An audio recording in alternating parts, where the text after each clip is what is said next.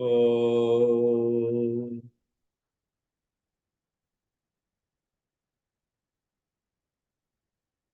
यैरिमे गुरुभिः पूर्वं पदवाक्यप्रमाणतः व्याख्याताः सर्ववेदान्तास्तान्नित्यं प्रणतोऽस्म्यहम्। Om Shri Gurubhyo Namah. We saw those 7 or 8 wonderful verses giving us contemplative material, going over those insights from the Upanishads, extracted in a simple way or presented in a way that doesn't look complicated in terms of the words chosen or the language employed or the poetic meter that was used. These verses, which ended in verse 37, are very helpful for seekers on the path. Many a time somebody has studied Vedanta for years, but alas, is not sitting down and dwelling on the essential teachings. Simply goes from class to class, simply picks up one book after another. How long do you want to simply read and read or listen and listen? Be by yourself.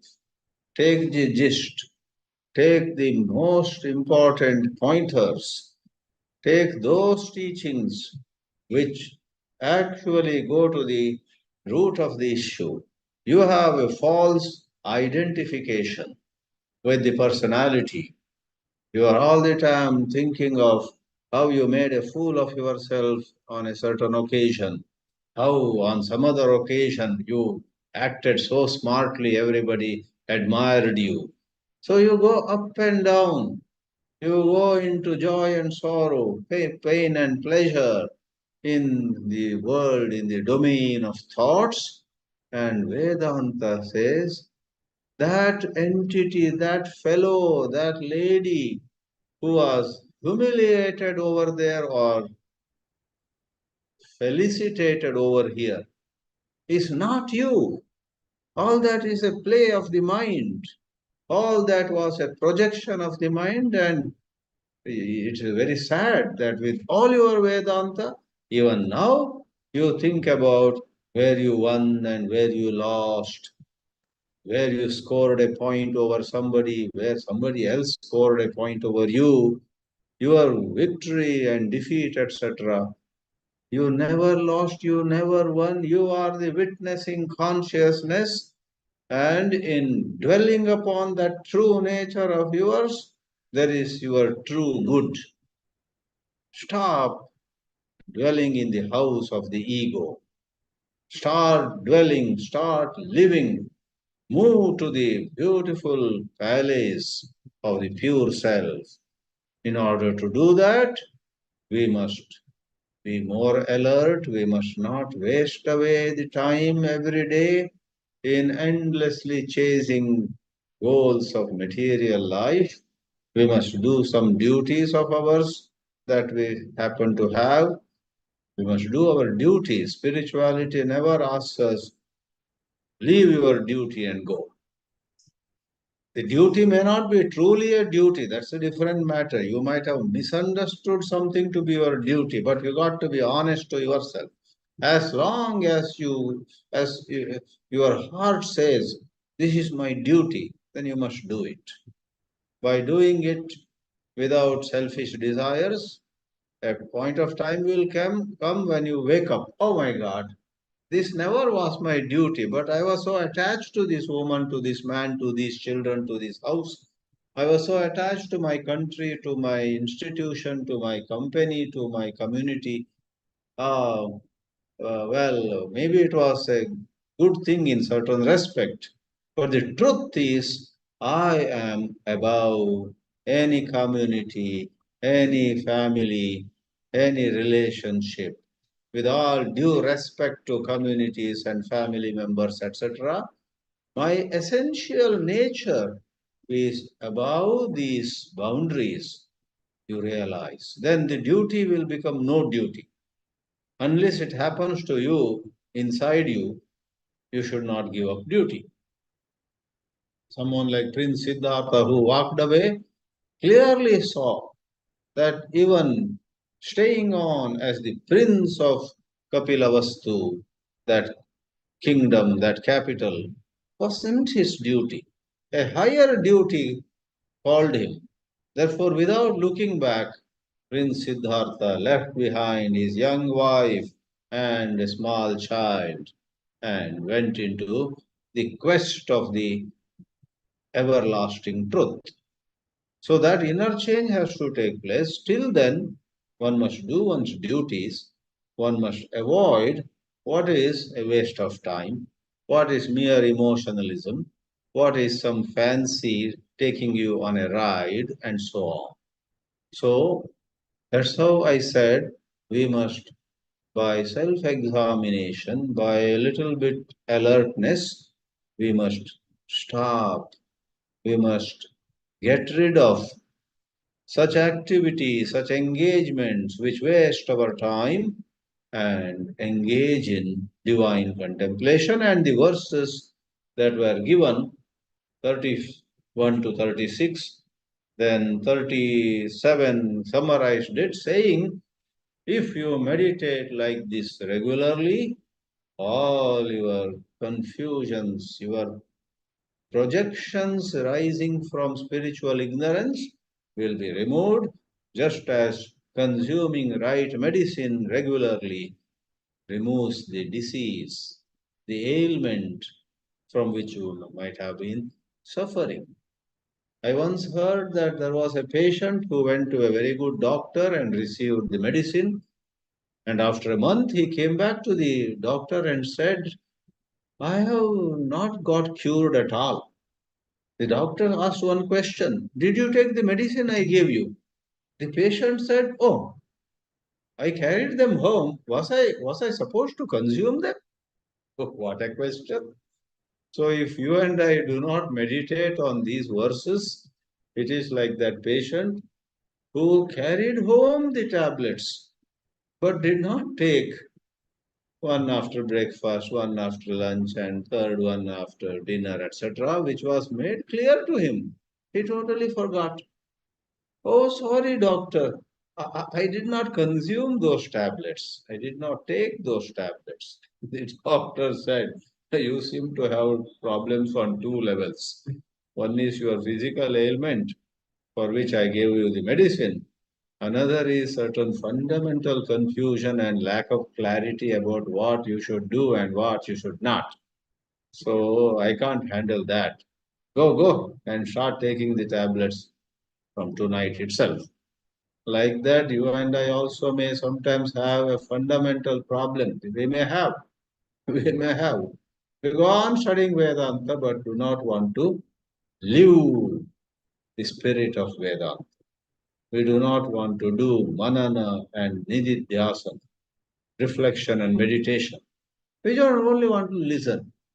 And maybe if that is our attitude, half the time we will be looking at the speaker, how well dressed she is, how good the English or language the speaker has.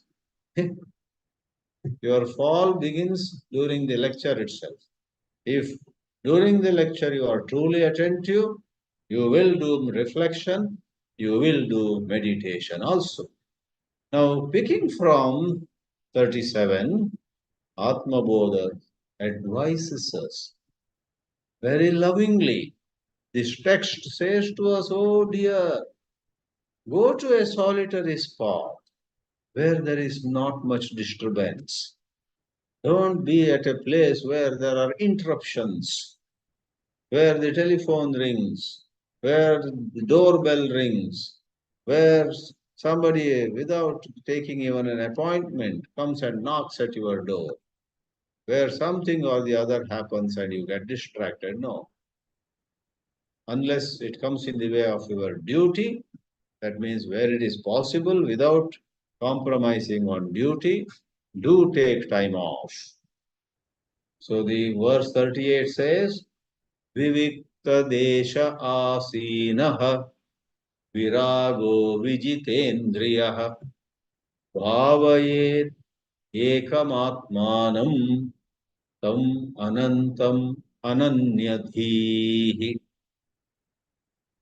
This advice itself is so beautifully worded. Bhavayet. The second half or the third quarter of the shloka says, Bhavayet. One must contemplate upon what? Not the pleasures of the world. Don't go to a solitary spot sitting there. As soon as I go back, I will watch that new movie which has come.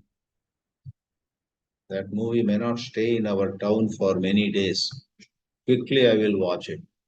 You went all the way to the river bank, you went all the way to a hilltop, you went all the way to a spiritual center to plan what you will do when you go back. What a pity. Vivikta deshe asinaha by sandhi, it's not a print mistake. By sandhi, it becomes vivikta desha asinaha. Viragaha, sitting in that vivikta desha solitary spot, and at least for a little while, let go of your attachments. You and I may not sometimes succeed in really ending an attachment. But then, for 10 minutes, can you stop thinking about people and things and places, etc., to which you are attached? For 10 minutes, don't think about the delicious ice cream of a certain place, the wonderful music, the beautiful sculpture and the fountains at a certain place, and certain people whose company you enjoy. God bless them, God bless you, but now for 10 minutes, do not think about those people or those places or those settings. Viraga. If not for a long period of time, for a short period of time, suspend those thoughts. Vijitendriyat. Similar thing is about Indriya. Indriya, sense organs. Nobody says never take sweets, never watch a movie, never listen to some film song. Vedanta doesn't say that.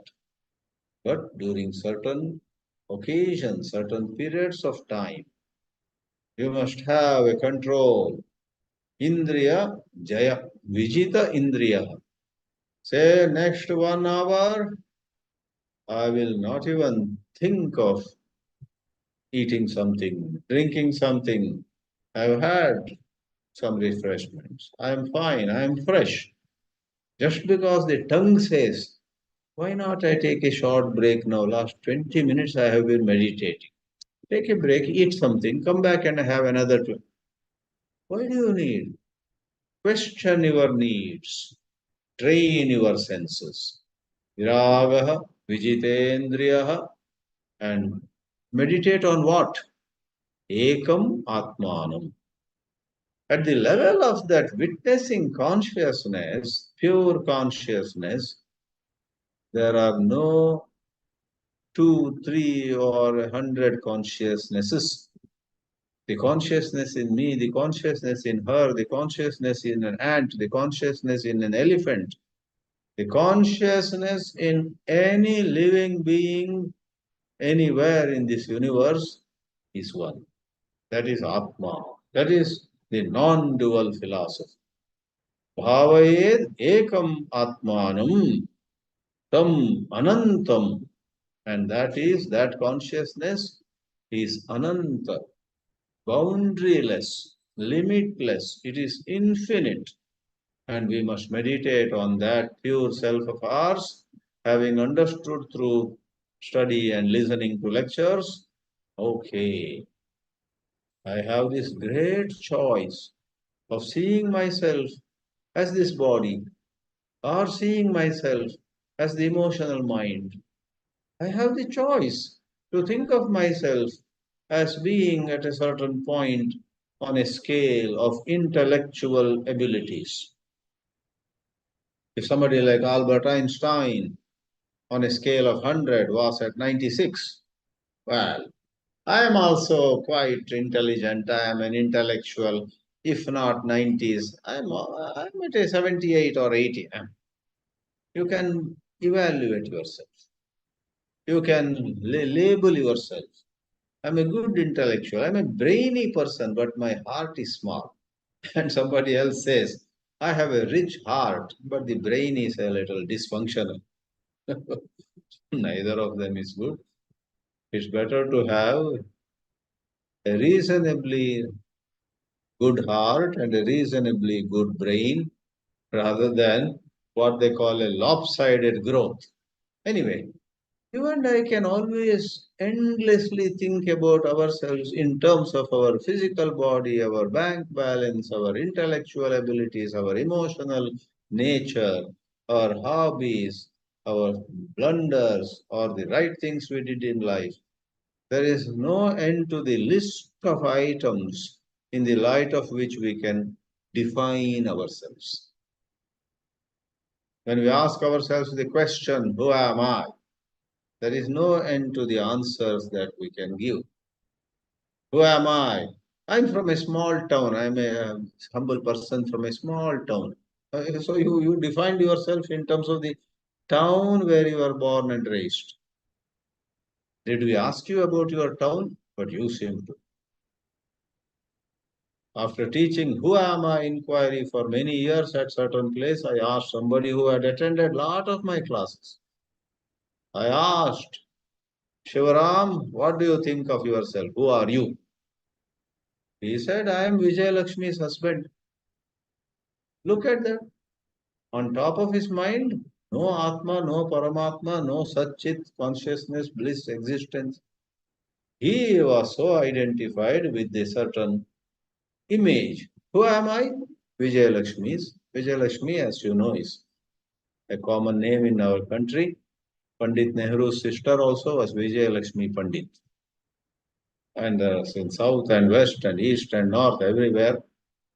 So this Shivaram's wife's name was Vijay Lakshmi. He says, when I sit down and try to meditate, I am Brahman, I am Atman, I am pure consciousness, I am witness.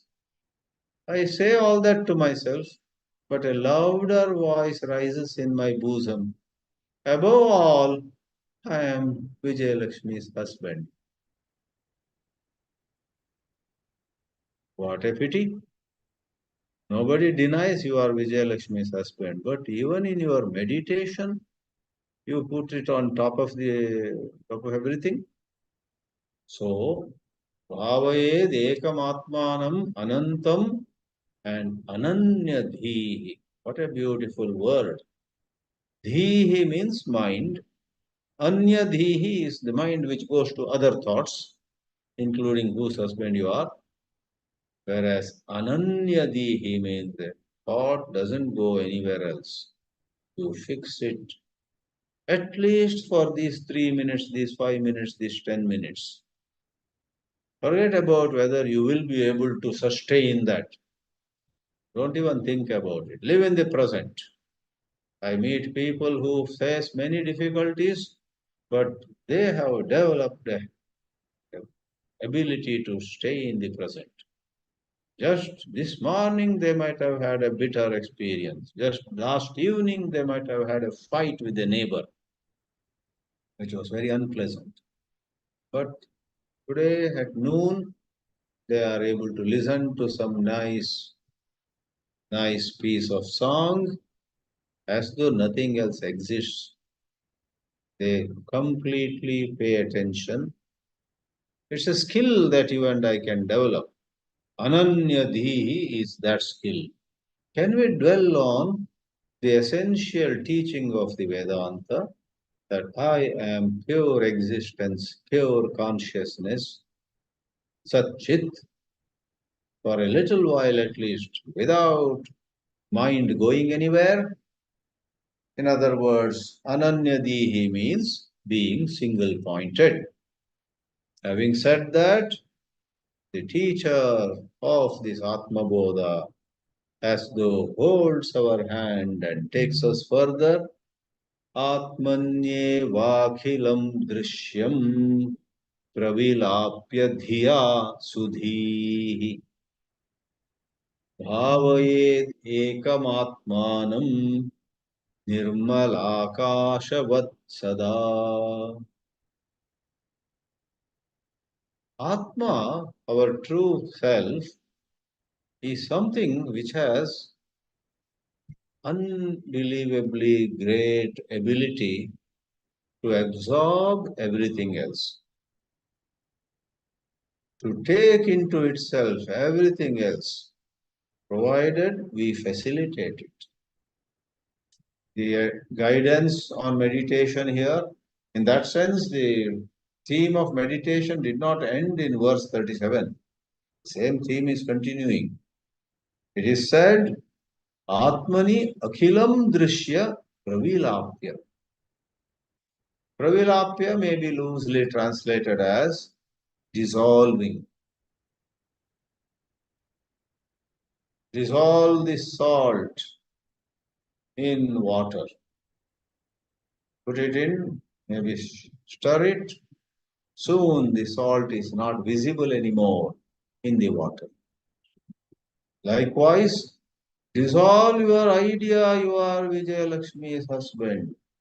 Dissolve your idea you are a 74-year-old man. Dissolve your idea that you had several PhDs during your college and later years. Dissolve those ideas. I know who I am. I have traveled to 22 countries, somebody said. Dissolve that. Don't look at yourself in those ways. Pravilapya, drishyam, all those ideas, all those thoughts may rise in you. Drishya means it becomes visible. Various ideas of who you are as though come before you, you see them and they as though invite you or they ask you to take them. Take me, take me, take me. Hug me, embrace me, accept me. A thought, wow, in the early 2000s, I was CEO of a multinational company. Though I am now retired, if you ask me who I am, I will say I was CEO. So, how did that idea get inside you and is kidnapping, taking you away somewhere? It first came before you and you took interest in it. Yeah. I think up to 2000, yeah, up to 2007, I was the CEO of such a huge company. My work took me to all the continents almost. Like that, memories come. The ego is nothing but a bundle of memories. You remember what you were in 2006? A certain picture of who you are rises in your consciousness and hijacks you. You remember what you were in your childhood? Again, another image. The Vedanta is asking, Pravilapya sarvam drishyam, dissolve it all in the deeper understanding. I am none of these. I am just the awareness in which these identities rise and fall like dust particles shine in a beam of sunlight. These ideas, these images, these notions that I won or I lost and so on, they rise and fall. In this way, assert Sudhihi, someone with a wonderful good intellect, Dhiya, with his good understanding of the Upanishadic teachings, Bhavayed Ekamatman. The third quarter is the same as in the previous verse. In the previous verse, it was said, Bhavayed Ekamatmanam Tamanantam Ananyadhihi. Here it is said, Bhavayed Ekamatmanam Nirmalakashavat Sada. Always, as much as possible, Look at yourself as the witnessing consciousness, Akashavat, and look at yourself not bound to this body or bound by the boundaries of the body. Parichinna is the Sanskrit word for some limited entity, whereas Ananta, Ananta, in fact, Akasha is an example of Ananta. Though the Akasha also is not 100% Ananta, because time-wise, Akasha comes and goes. How? I don't think of modern science point of view. Spiritually, from your point of view, when you are awake, this space, this sky, this is around you. In dream also there is a sky, there is space. But in deep sleep, from your point of view, don't say, I may not be aware of Akasha, but I got up and asked people, where was there Akasha when I was deep asleep? They said there was. Who are they to tell you? Go by your experience. Modern science or why science?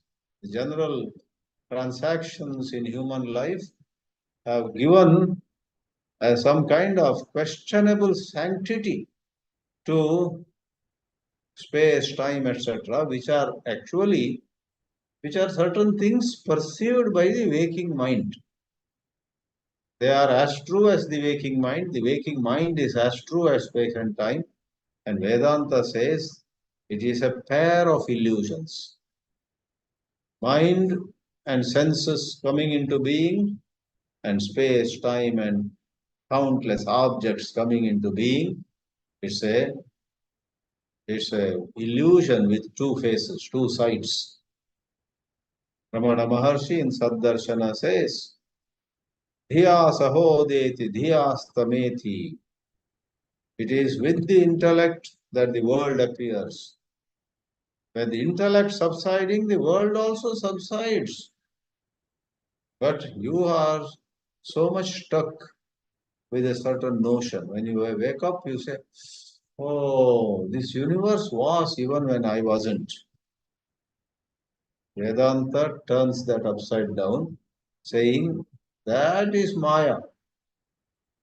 Really, there is no world other than your mind. And if others are saying, don't say that there was the world, there was the universe when you were fast asleep. And they are into the same Maya. And on a higher and higher level, you realize this so-called they, he, she, it, all of them actually are of questionable credentials. So, Akashavat. Even in waking state, actually, you are not the body. You are not what you perceive yourself to be. That requires a spiritual awakening. Think of yourself as Nirmala Akash. Mala is dirt, Nirmala is free of dirt, pure. I am like the pure sky, boundless, limitless. Further, Rupavarnadikam sarvam vihaya paramarthavit paripurna chidananda swarupena avatishtate. Paramarthavit, somebody who sincerely studies the Vedanta, reflects on it, and does the prescribed, recommended practices. Paramarthavit. Literally, Paramarthavit means, Vit means Veti, knows. One who knows Paramartha, the absolute truth. This world is not the absolute truth. Nor am I, as this personality, the absolute truth. It is all a propaganda. The world as well as this me, limited me. In me, there is an unlimited, infinite essence. That is not propaganda. Propaganda is what people have propagated. A told B, B told C, C told D, and then from 5 people we went to 500, from 500 people we went to 5,000, and the whole town is talking about it. But the truth is, what A first said to B, which then reached many others, that was only a story, not real. It was fiction, not fact. Likewise, while all these examples may have certain limitations, the truth of the Vedanta is 100% right. It is therefore said, one who knows the Paramartha smiles at the blunders people are doing or the blunders which he also had done before. Paramarthavit vihaya, he just abandons, he just lets go of rupa, varna, etc. How someone looks, what color something has. Varna is color, rupa is appearance. Add to it shape, size, height, weight. Rupa varnadikam sarvam vihaya. Don't fall for that net. It is a drag net. Don't get caught in it. Paripurna chidananda swarupena. Avatishtati. He stays. Avatishtati. Ava and tishtati. It appears after putting ava, tishtati becomes tishtate.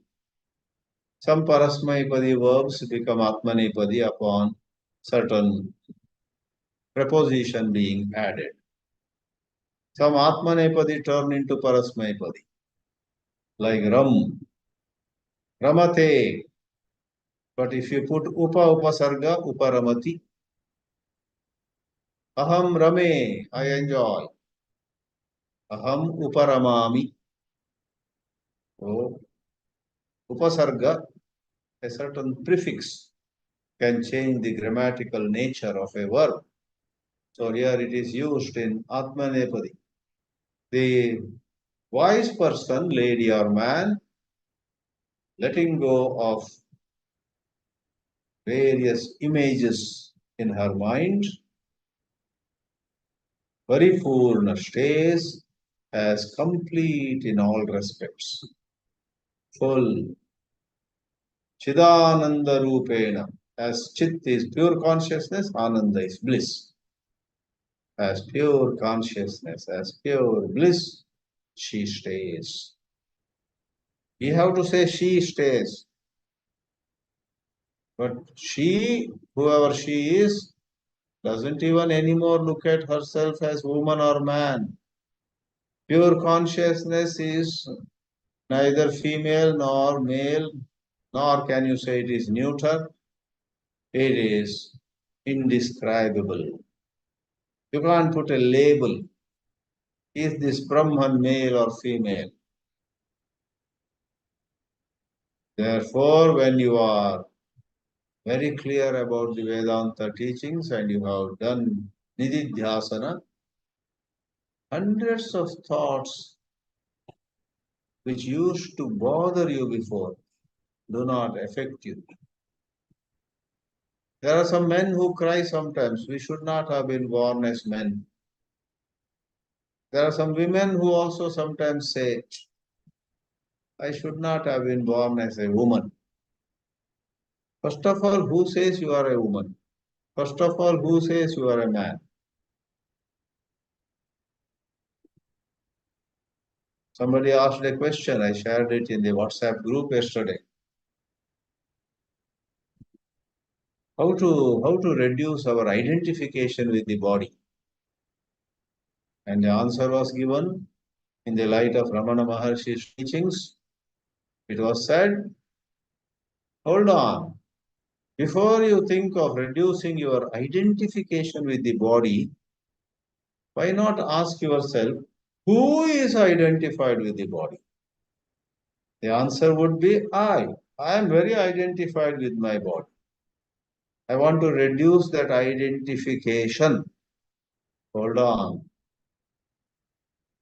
We'll look into the identification later, but question yourself, who am I? Who is this entity? Who is this thing that identifies with the body? Well, you want to know who I am? I am identified with this body. But what am I? Who am I? Actually, if you study the science of it, you will find this question, who am I, is most important question one can ever ask in life. We spend time on the Google, always checking with Google, what is the length of Nile River? What is the height of Mount Everest? What is the capital of such and such country? So many. Go on checking. But the question that is utmost importance is, who am I? Who am I? We don't realize its significance. Therefore, some study with competent teachers is necessary. They open it.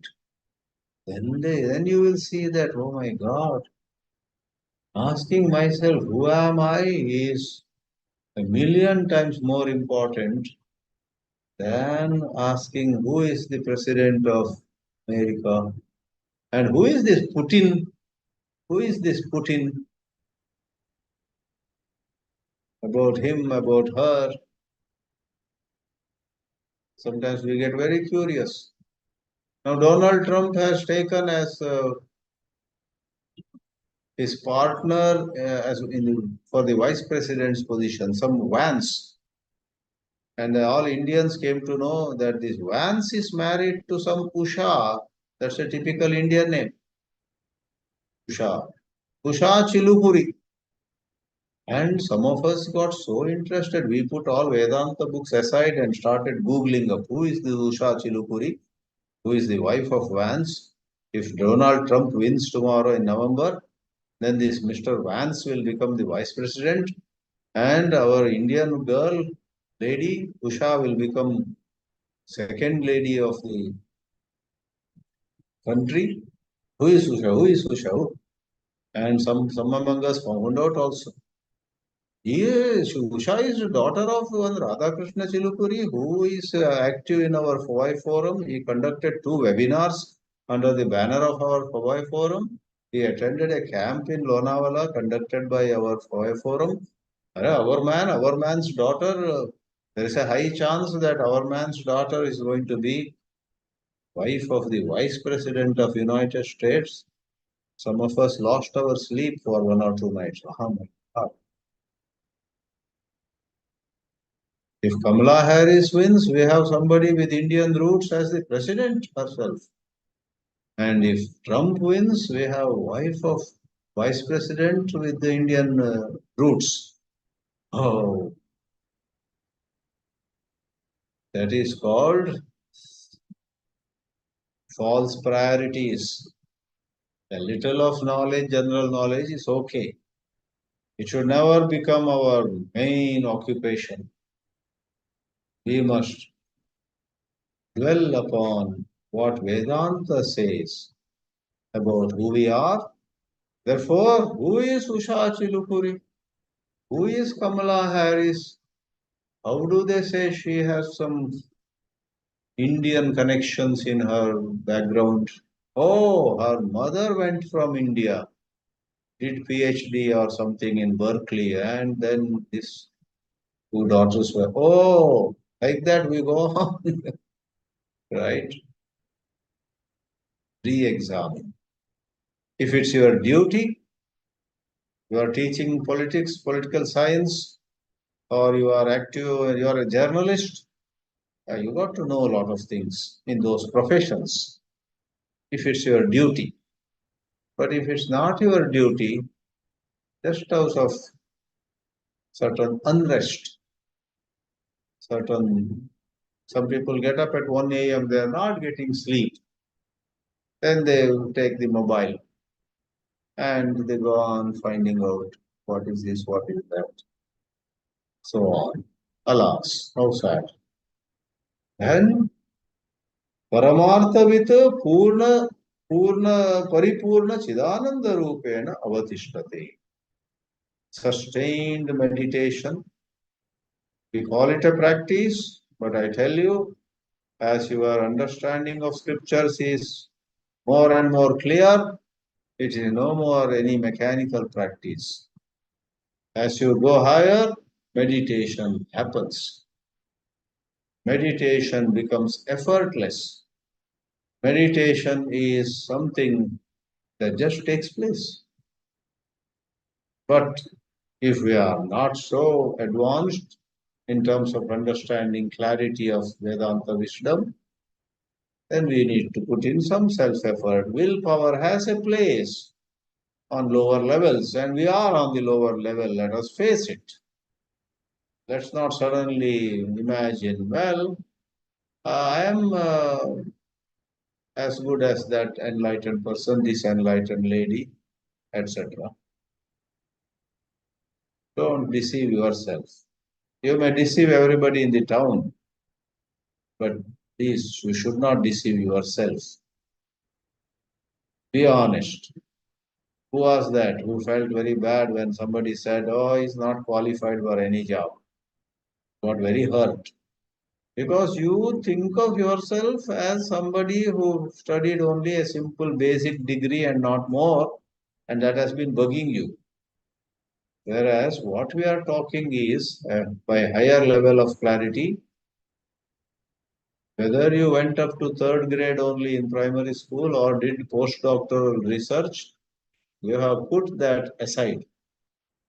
How much I studied, in what kind of place I grew up, what kind of job I had, whom I married, what kind of children I raised, 100 things which are used to describe yourself. You have put them all aside. I don't want to describe myself anymore in those terms.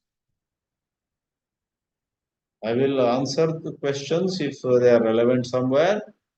I will say if somebody asks and it's some relevant. How far did you study? Like at the airport during international travel, they say show your citizenship, show your passport. That is relevant. There you can't say I am pure Brahman Sachidananda, Paripurna Chidananda. I don't have nationality. In fact, I am beyond space and time. You can't. Of course, you can't. Or in the airport, you want to go to your washrooms. Don't say after studying Vedanta, I am above men and women, etc. I'll enter any of them. You are a man and you enter women's room, they will chase you out. You are a woman and you go into men's room, they will also so embarrassed and somebody will say, ma'am, this is for men. Don't create such situations. You will not, of course. No Vedanti will do such silly things. Vedanta is to be applied very judiciously. We should not disturb day-to-day vyavahara, transactions, by wrongly bringing Vedanta into the picture there. So everything has a place. Your being a Kannadiga has a place. Your being qualified as an MBBS, Bachelor of Medicine, Bachelor of Surgery. This has a place. At certain places you have to say it. But don't be hijacked by those descriptions. Let those descriptions be in their own place. Let them be in their own proper place, given or what is that? Left to yourself, think of yourself as pure awareness. That is the key, that is the way to great peace, the peace that passeth understanding.